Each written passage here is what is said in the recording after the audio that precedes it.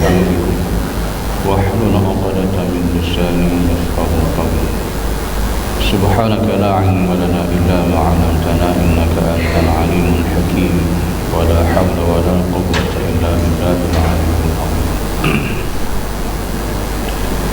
Alhamdulillah, para jemaah muslimin muslimat yang dirahmati Allah sekalian. Sambungan kita dalam surat 568. Betul eh?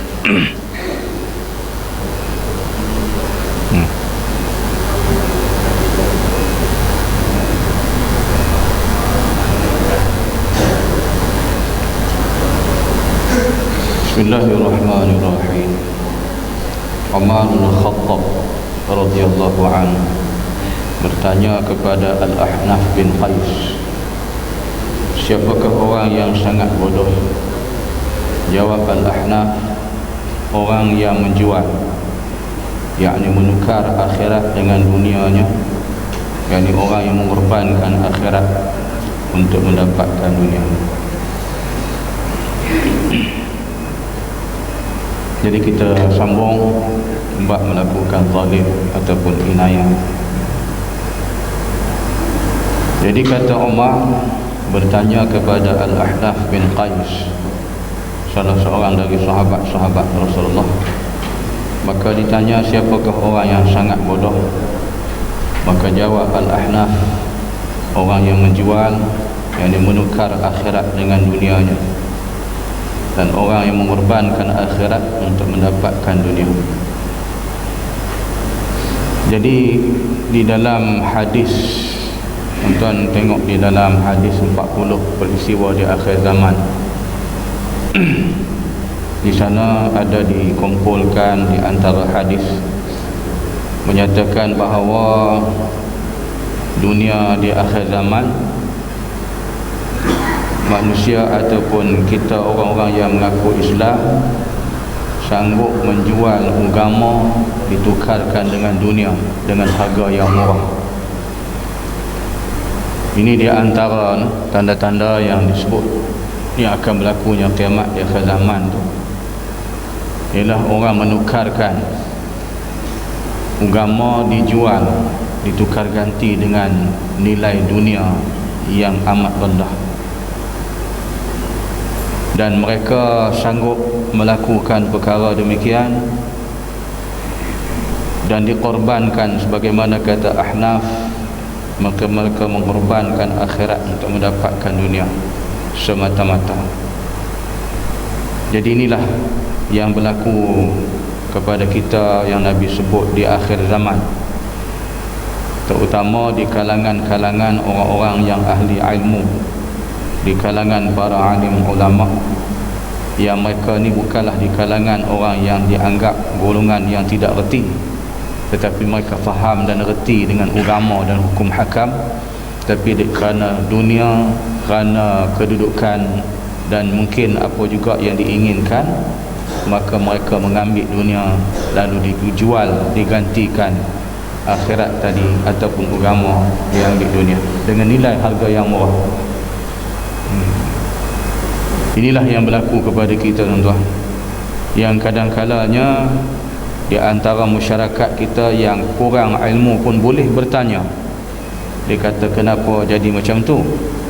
Dan dia juga di kalangan orang yang reti agama, dan dia juga orang yang di kalangan yang hafiz Al-Quran, memahami dan menghafal Al-Quran.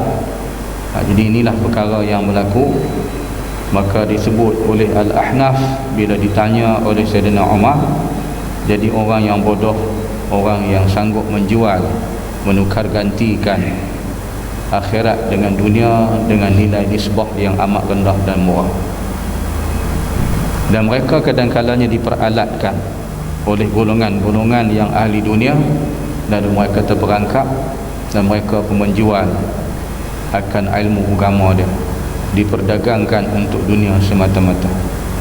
Dan mereka juga kadang-kalanya di kalangan orang yang macam ni, mereka menjadi penyokong-penyokong kepada golongan ahli dunia, dan mereka support begitu kuat di atas segala kehendak keinginan ahli dunia. Ini yang berlaku baru-baru ni. Dianggarkan dikata puluhan ribu orang yang mendengar ceramah di kalangan seorang hamba Allah ni, yang saya pun pergilah tengok tempat yang buat ceramah. Memang grand lah, orang kata cantik. Dan di tepi jalan ramai orang pun. Tetapi jumlah yang sebenar kita tanya penduduk tempatan, ialah kampung kita, balik tanya, dia kata tak ada sampai puluhan ribu. Cerita pembohong banyak. Jadi keesokannya pula hari Sabtu malam Ahad, dijemput pula Ustaz Azhar Idrus daripada Terengganu untuk ceramah di Masjid Simpang 4 Sedakah. Jadi daripada pukul asarnya sampailah menjelang malam, jalan memang berasak teruk, jam teruk. Daripada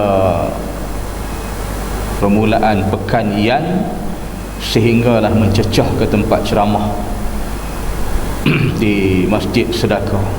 Itu pun pada petangnya telah pun disebarkan SMS mengatakan Tuan Qadhi tidak membenarkan Ustaz Azhar berceramah di masjid. Jadi riuh rendah lah. Yang kata betul ke? Jadi kita ni beritahu kat dia orang, itulah propaganda, provokasi yang telah dibuat. Yang Tuan Qadhi tak kata apa pun, tapi sengaja disebarkan melalui SMS mengatakan ceramah tu tak jadi. Tapi manusia berasak malam tu penuh sebab kawasan masjid tu sempit. Dia tak macam masjid kita ni luas besar kan, sana kampung masjid kecil.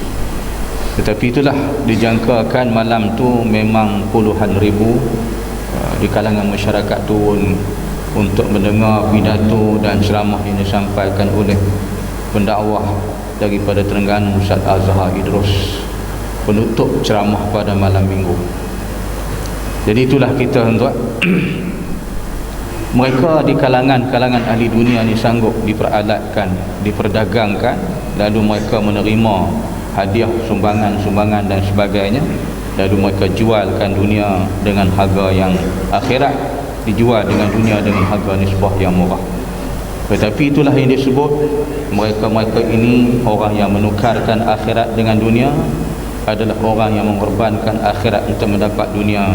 Kata Al-Ahnaf bin Qais, itulah orang yang bodoh. Kemudian Umar berkata, sukakah saya beritahukan kepada kamu orang yang lebih bodoh daripada itu?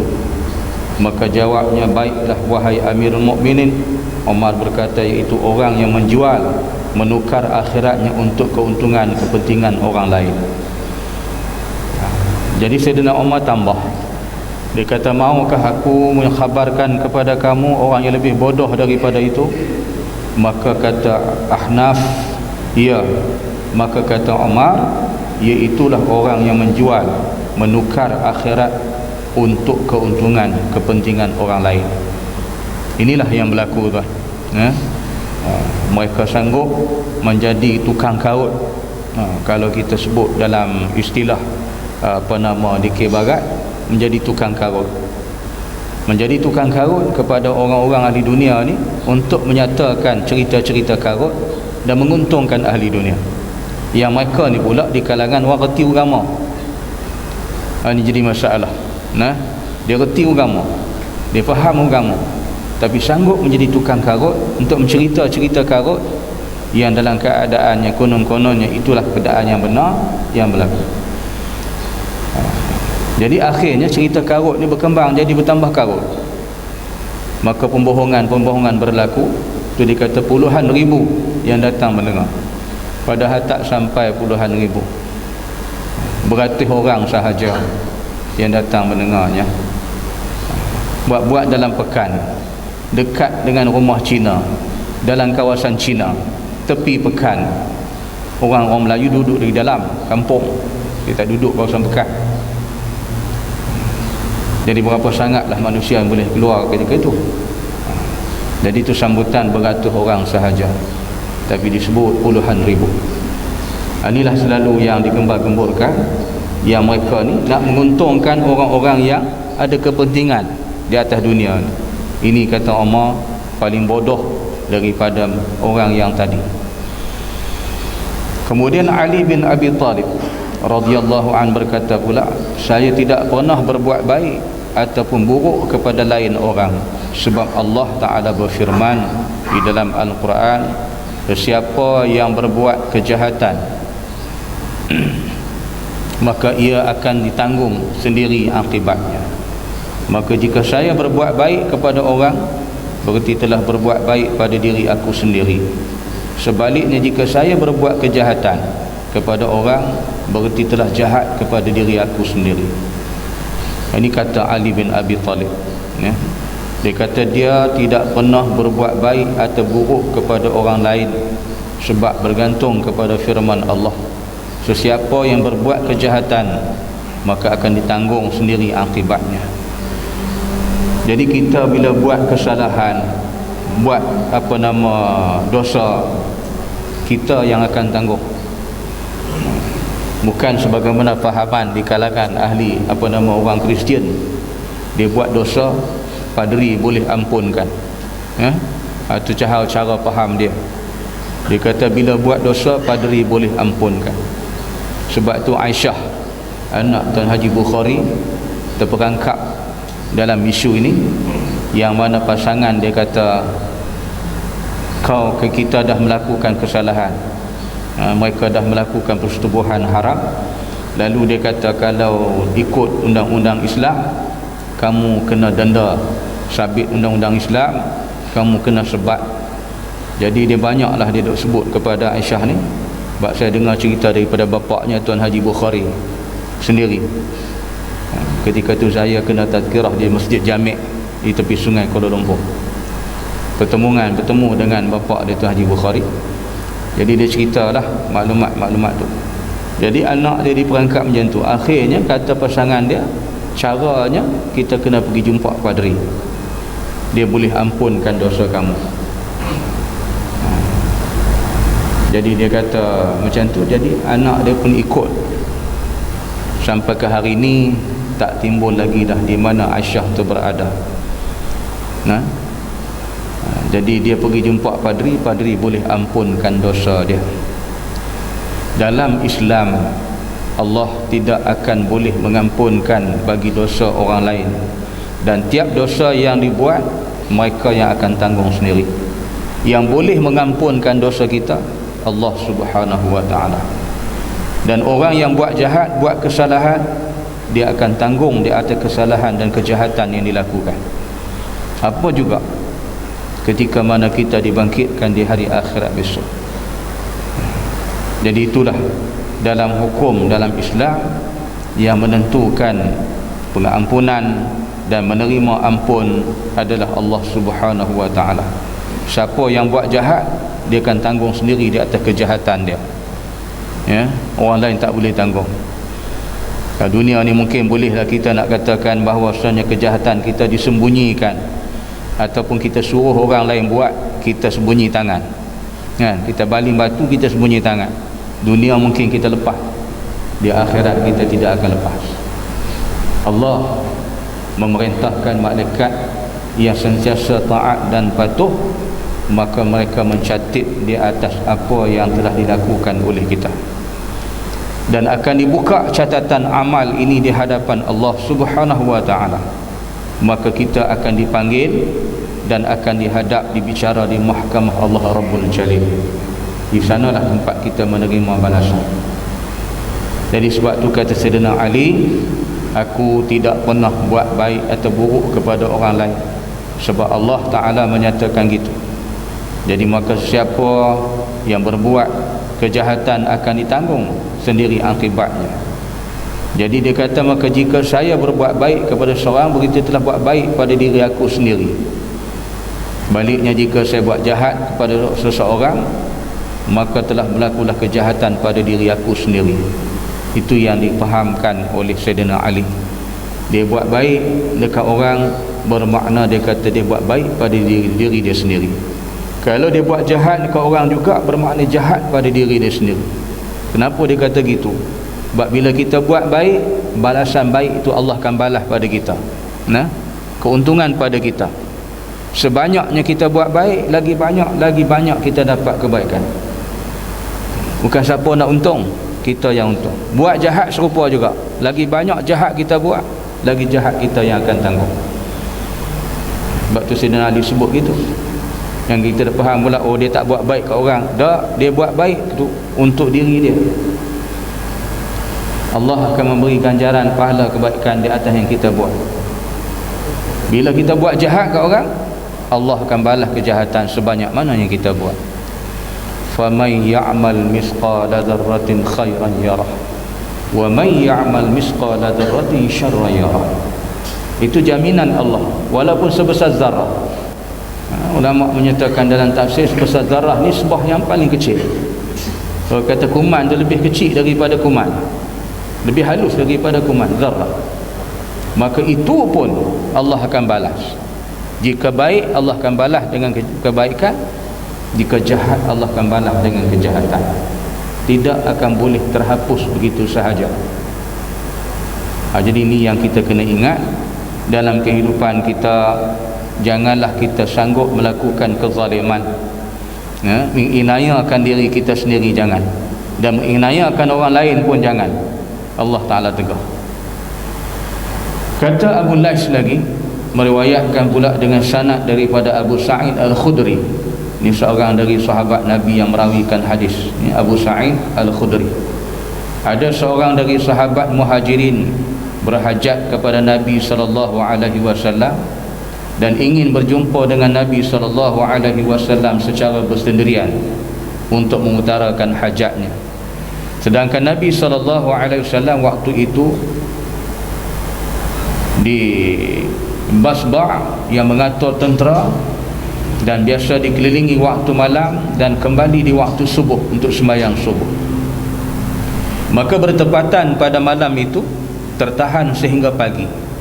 Dan ketika baru naik di atas kenderaannya, tiba-tiba kendali untanya dipegang oleh orang itu, dan dia berkata, "Ya Rasulullah, saya tidak ada hajat kepada kamu." Jawab Nabi SAW, "Lepaskan kenderaanku dan hajatmu akan tercapai." Tetapi orang itu tidak melepaskan kendali dan ia pegangnya. Maka Nabi SAW khawatir terlambat. Dipecutlah orang itu, lalu terus berjalan untuk segera sembahyang subuh. Dan ketika selesai dari sembahyang, ia segera menghadap orang-orang ataupun ramainya para sahabat, dan Nabi bersabda, "Siapakah orang yang pukul tadi?"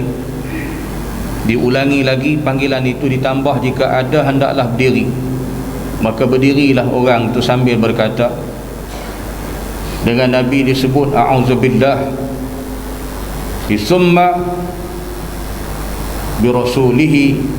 Lalu Nabi sallallahu alaihi wasallam bersabda, "Mari dekat kemari." Maka ia mendekati kepada Nabi sallallahu alaihi wasallam sehingga berada di hadapan Nabi sallallahu alaihi wasallam. Segera Nabi sallallahu alaihi wasallam menyerahkan pecut kepadanya dan berkata, "Terimalah ini dan balaslah pukulanku kepadamu." Orang itu berkata, "A'udzubillah, jangan sampai aku memukul nabinya." Nabi sallallahu alaihi wasallam bersabda, "Balaslah pukulanku kepadamu itu tidak apa-apa." Jawabnya, "A'udzubillah, jangan sampai aku memukul nabinya." Lalu Nabi bersabda, "Tidak boleh, tidak engkau harus membalaskan aku ataupun engkau memaafkan." Maka orang itu segera membuang pecut daripada tangan dan berkata, "Telah saya maafkan ya Rasulullah." Kemudian Nabi SAW bersabda, "Ya ayyuhan nas, ittaqu rabbakum wa la yuzlimu ahadun minkum mu'minan illa intaqamallahu minhu yawmal qiyamah." Wahai manusia, bertakwalah kepada Tuhanmu, dan jangan ada seorang menginayakan seorang mukmin, melainkan pasti Allah akan membalas kepadanya pada hari kiamat. Juga bersabdanya Nabi kata, sesungguhnya orang yang terinayah itu sangat untung pada hari kiamat. Ini dikisahkan oleh Abu Sa'id Al-Khudri radhiyallahu anhu. Jadi kalau kita baca kisah Abu Sa'id ni tuan-tuan, salah seorang sahabat yang mana tercetusnya kisah rawatan perbuatan yang menggunakan Ummul Kitab Al-Fatihah. Oleh kerana dia dalam satu musafir, maka mereka minta izin untuk bermalam di satu kampung, tetapi ketua kampung ni tak bagi. Dia halau kumpulan Abu Sa'id Al-Khudri ni, ataupun rombongan Abu Sa'id ini. Dia kata jangan tidur di kampung, di tepi kampung pun tak bagi, suruh pergi jauh daripada kampung. Sombong. Jadi Abu Sa'id tidaklah membantah, sebab kampung halaman orang, tempat orang dihormati. Maka Abu Sa'id bawa rombongan pergi tidur di luar dari perkampungan tersebut.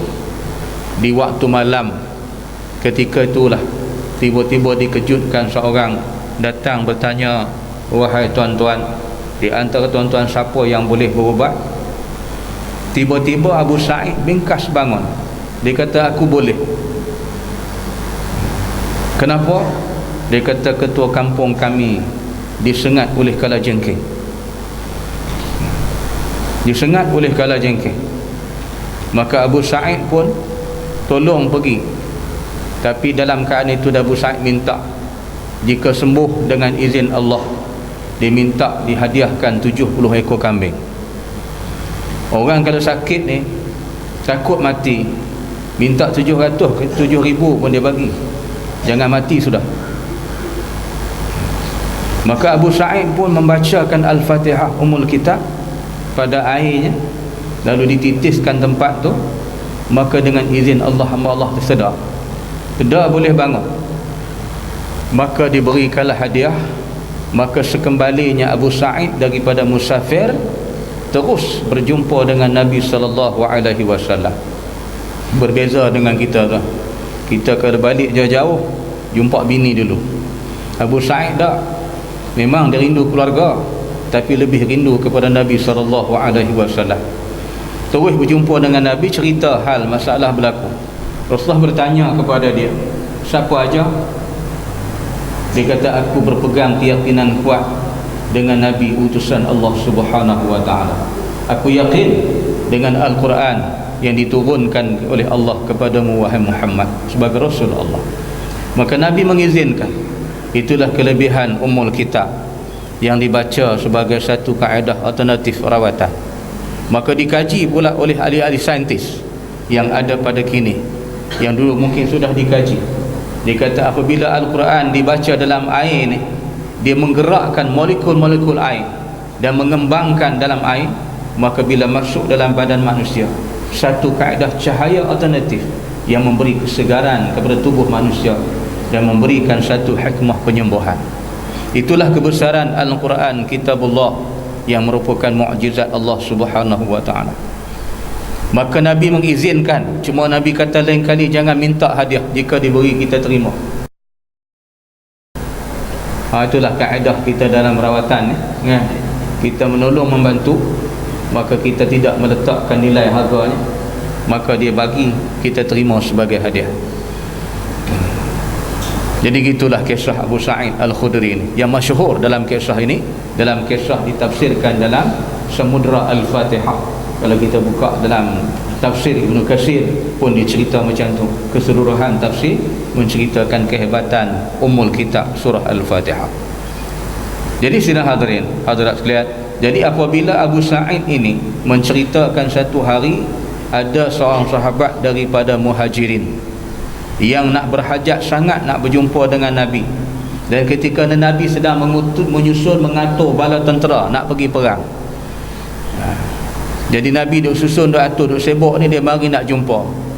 Maka Nabi pun tak dapat nak melayani dia. Dalam keadaan itu, di saat-saat Nabi dah naik di atas kenderaan, maka dia pergi pegang tali. Jadi bila dipegang tu, Nabi kata lepas, sebab kami nak bergerak, kami nak pergi ke medan perang. Jadi dia pemecut ataupun kayu yang cemeti yang ada daripada Nabi ni, Nabi mengetuk. Jadi mengetuk pada orang ini, bukan mengetuk untuk menyakitkan dia, tapi mengetuk mengisyaratkan yang Nabi ni akan pergi untuk perang. Jadi bila Nabi mengetuk dia, maka Nabi pun, orang tu pun melepaskan. Kemudian daripada itu pula, apabila dah Nabi selesai untuk sembahyang subuh nak bergerak, Maka Nabi tanya, mana dia orang tadi? Orang yang kena tadi, yang aku ketuk tadi ni dengan pemecut, dengan cemeti ni. Pak Nabi suruh melepaskan, dia tak nak lepas, Nabi ketuk. Maka ketika itu dia pun bangun, berdiri. Maka dalam keadaan tu Nabi kata, wahai sahabat, kamu boleh ambil cemeti ni, pukul aku balik, membalas balik. Maka dia mengatakan, a'udzubillah, aku tidak akan sampai memukul nabinya. Maka diulang macam tu. Maka dia kata, tak akan aku memukul akan nabinya, aku tak sanggup untuk melakukan. Maka disitulah kita melihatkan dengan kata Nabi SAW, wahai manusia, bertakwalah kepada Tuhan kamu, dan janganlah ada seorang menginayakan seorang mukmin, melainkan pasti Allah akan membalas kepadanya pada hari kiamat. Juga bersabda Nabi kata, sesungguhnya orang yang terinayah itu sangat untung pada hari kiamat. Jadi kita ni kalau buat inayah tu, Nabi tunjuk contoh. Jadi janganlah kita duk sebut pula, Nabi pun buat zalim, ketuk orang, pukul orang. Tak, nak jadikan sebab musabab contoh, nak sebut pada dasarnya contoh sebab musabab, nak datangkan hukum. Maka berlakulah kisah berkenaan, nak menggambarkan betapa Nabi ni dalam keadaan sebagai utusan Allah.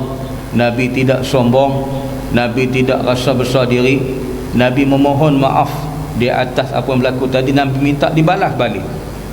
Jadi begitulah kita pun diberi kepengajaran kepada umat-umatnya, supaya apabila kita melakukan penginayaan kezaliman kepada mana-mana pihak, kita kena tuntut supaya diri kita dimohonkan kemaafan,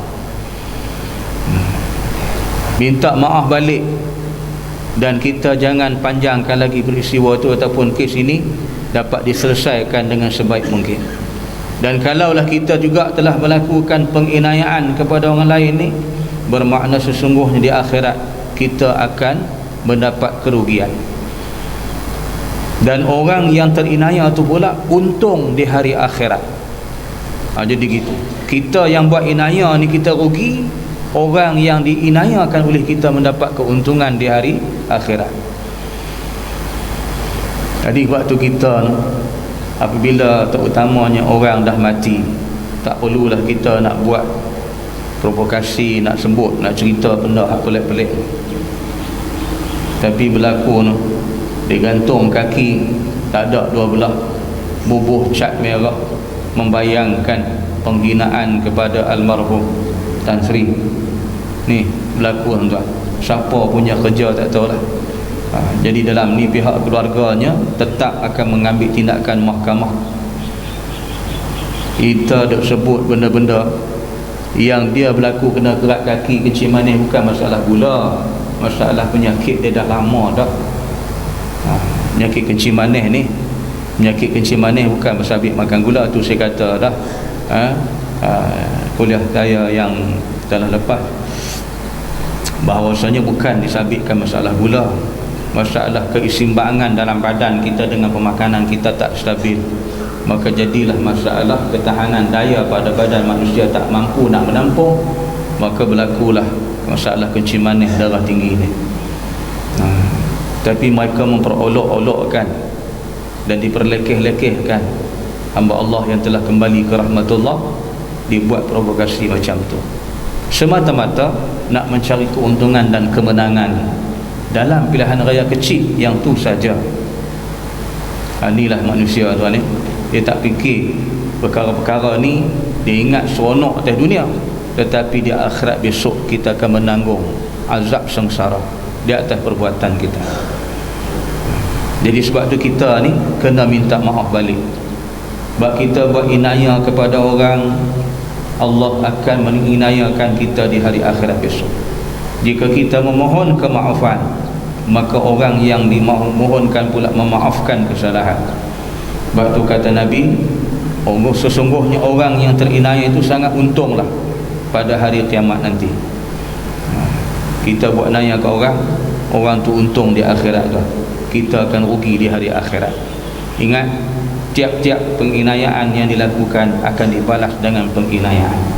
Itu yang saya kata pagi semalam, walaupun kepada binatang-binatang, ya, Cuba buka dalam kitab Al-Mu'inul Mubin, kitab fiqh, bahawasanya kita tak dibolehkan untuk buang hajat, kencing dalam lubang, kencing pada lopak-lopak air, takungan-takungan air. Mungkin kita ni nakal, orang laki-laki, tengok ada lubang, kita pergi pancuk kencing dalam tu. Dalam lubang tu ada makhluk Allah, dia tengah berehat, istirahat dengan keluarga dia, tiba-tiba banjir kilat datang. Naya tu, dia keluar dari lubang tu, kita naya. Tak naya kita. Ataupun kita tengok lopak air, ada takungan air kecil, kita pergi pancuk dalam tu. Dia kata bukan ada siapa nak kencing. Jangan. Dalam kitab dia tak bagi. Sebab ada makhluk yang akan minum daripada air yang sedikit. Mungkin semut, mungkin apa. Tiba-tiba dia mari nak minum, berbeza, berubah daripada sifat air. Payau ada, bau hancing ada, segala jenis bau. Inaya binatang tak boleh. Ambil tulang, sapu najis pun tak boleh. Sebab itu berlaku kisah ketika Nabi dalam musafir nak datangkan hukum istinja, dicerita dalam kitab Bulughul Maram, bersumberkan hadis kitab fiqh. Nabi qada hajat, dia minta sahabat tolong lindungi tempat lapang. Kesat, Nabi minta untuk benda yang kesat dan keras untuk diistinja. Maka sahabat mengambil anak batu, tai unta kering, tulang dan biskut, atau mungkin roti ke apa zaman tu, kan, benda yang boleh makan. Maka Nabi memilih anak batu. Selesai sudah, sahabat bertanya, ya Rasulullah, kenapa tak ambil bahan-bahan lain? Dia juga keras dan kesat. Nabi kata tulang adalah makanan untuk makhluk yang lain. Siapa makan tulang ni? Jin. Makhluk ni makan tulang. Jadi kalau dia nak makan, ayalah ada benda tu. Kalau sapu jam ke sapu krim tak apa juga, tiba-tiba pergi sapu benda ni. Tak nanya. Buat kita dah nak makan biskut, tiba-tiba orang sapu najis. Ini satu penginayaan. Kenapa tak ambil tai unta kering? Dia kesat dan keras. Nabi kata takkan tahi nak bersihkan tahi, najis nak bersihkan najis, tak boleh. Sebab tu Nabi ambil anak batu untuk istinja. Itu nak jadikan asbab pada hukum beristinja. Jadi sebab tu Nabi suruh, di antaranya kemuliaan kita disuruh beristinja sebelum kita menggunakan air yang bersih. Tapi kalau keluar secara tidak normal, kan, kita qada hajat, buang air besar, terbit cara tidak normal, berselerak macam M16 tu, tu tak perlu istinja. Kalau keluar secara normal, kita boleh istinja.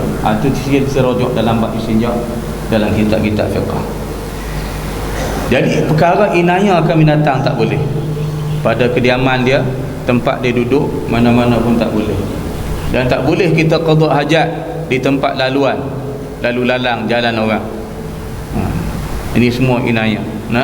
Dan tak boleh kita qada hajat di tempat-tempat awam, tempat bus stand ke, taxi stand ke. Ini perkara yang inaya. Jadi sebab tu peliharalah diri kita daripada berlaku penginayaan. Nabi berpesan, ya ayyuhan nas ittaqu rabbakum wa la yadhlim ahadun minkum mu'mina illa intaqamallahu minhu yaumal qiyamah. Ingat, wahai manusia, bertakwalah kepada Tuhanmu, dan jangan ada seorang menginaya seorang mukmin, melainkan pasti Allah akan membalas kepadanya pada hari kiamat. Inilah janji Allah yang diberi pesan kepada utusannya. Mudah-mudahan kita dapat manfaat insya-Allah. Wallahu a'lam. Subhanakallahumma wa bihamdik, asyhadu an la ilaha illa anta, astaghfiruka wa atubu ilaik. Bismillahirrahmanirrahim. Wal 'asri innal insana lafi khusr illa allazina amanu wa 'amilus solihat wa tawassaw bil haqqi wa tawassaw bis sabr. Shadaqallahul 'azim. Assalamualaikum warahmatullahi wabarakatuh.